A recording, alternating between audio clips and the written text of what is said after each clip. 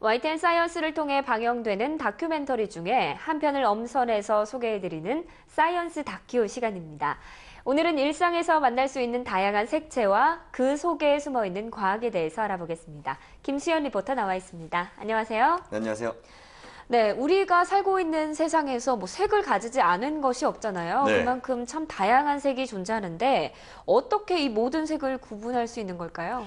네, 우리 눈에는 망막이 있는데요. 이 망막에 위치한 추상체를 통해서 색을 인식하게 됩니다.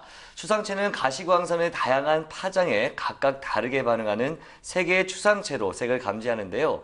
자극을 받은 추상체가 서로 다른 색 신호를 뇌로 전송하게 되는 겁니다. 적색과 녹색, 청색으로 이루어진 세 개의 추상체가 서로 중첩되어 있어서 수많은 색깔을 볼 수 있는 거죠.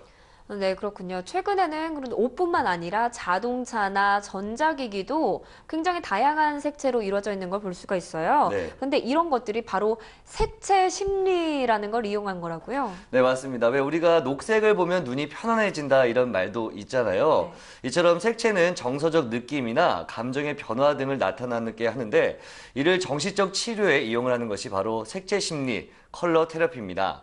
색채 과학에서부터 색채 심리까지 일상 속 색채의 다양한 모습들을 지금부터 함께 보시죠. 색채의 모든 것을 살펴보기 위해 처음으로 찾아간 곳은 이화여자대학교 색채 디자인 연구소. 색채를 디자인한다는 것이 좀 낯설게 들리는데요. 어떤 작업을 말하는 걸까요? 정확한 색의 적용 내지는 색의 분석 이런 부분에서는 정확한 측정이 필요하고요. 그리고 말하자면 색을 재현하는 데 있어서 그 색의 속성을 이해하고 측정하고 정확한 재현이 될 수 있도록 돕는 분야, 그리고 색에 대한 근본적인 그 속성이나 메커니즘을 인간의 지각 메커니즘 이 내용과 연관시킬 수 있는 이론적인 근거를 제공할 수 있는 분야, 이렇게 말할 수 있을 겁니다. 제품의 형태만큼이나 중요한 것이 색입니다. 이처럼 색은 제품과 패션, 또 마케팅 분야 등 다양한 산업 분야에 활용되고 있는데요. 색을 통해 제품의 이미지나 나아가 기업의 이미지도 변화시킬 수 있습니다. 이화여자대학교 색채 디자인 연구소에는 정확한 분석과 측정을 통해 다양한 색채를 연구하고 있는데요. 색채 관련 프로젝트 및 색채 디자인 상담 또한 함께 진행하고 있습니다.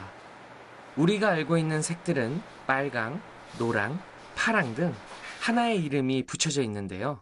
하지만 같은 색의 범위 내에서도 이름 붙일 수 없는 수많은 색들이 존재하죠. 바로 이런 점 때문에 색채 과학이 필요합니다. 과학에서는 이제 빨강색 범위 내에서도 수십만 개의 색들이 존재할 수 있어요. 그만큼 색채를 정밀하게 지칭을 하게 되니까 색채 세밀한 아주 세세한 변화라든가 차이들을 나타낼 수 있는 게 이제 색채 과학의 목적이고, 또 한 가지 중요한 것은 같은 색이라도 조명의 환경이라든가 색을 관측하는 조건에 따라 가지고 색들이 다르게 보이거나 이럴 수 있어요. 그런 것에 대한 연구도 하는 것이 이제 색채 과학의 새로운 분야입니다. 이미 세상은 고도의 감성이 소비되는 문화로 변화되었는데요. 감성을 통해 사람들의 마음을 움직이게 하는 데 있어 색은 가장 중요한 요소가 되고 있습니다. 특히나 점점 디지털화되어가는 환경 속에 자연 그대로의 색을 구현해내는 것도 쉬운 일은 아닐 것 같은데요.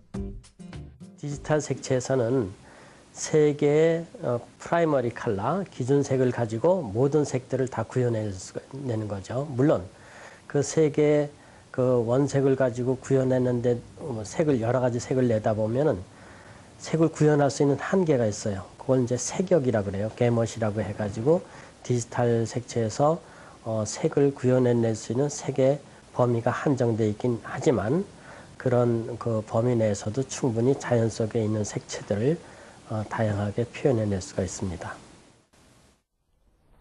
네, 이 옷이나 가방이라든지 신발을 고를 때 색이 무척이나 중요하잖아요. 또 여자분들이라면 화장할 때도 색이 무척 중요하고요. 네. 그런데 이렇게 색을 선택하는데 심리 상태가 반영이 된다라고 하니까 굉장히 관심이 가는 것 같아요. 네, 특히 최근에는 컬러 테라피를 이 상담의 한 방법으로만 사용하는 게 아니라 보다 다양한 곳에서 활용되고 있는데요. 서울시가 진행하고 있는 범죄 예방 디자인의 일환으로 한 중학교에서는 교내 곳곳을 다양하고 화려한 색으로 꾸몄다고 합니다. 학업 스트레스로 인해서 딱딱하고 갑갑한 공간으로만 학교를 생각했던 아이들이 컬러 테라피를 실시한 이후 밝은 환경에 적응하면서 좀 더 활달해지는 등 학교 전체 분위기가 좋아졌다고 합니다. 네, 이 세계적인 대문호인 괴테는 색채 심리가이기도 했는데요. 괴테는 자신의 저서 컬러 하모니를 통해서 인간은 정보의 80%를 시각에 의존하고 그 대부분은 색채로 이루어져 있다고 밝혔다고 합니다. 그만큼 늘 가까이에 있는 색채가 얼마나 중요한 역할을 하고 있는지 다시 한번 생각해 볼 수 있었던 시간이었습니다. 김수현 리포터 오늘 말씀 고맙습니다.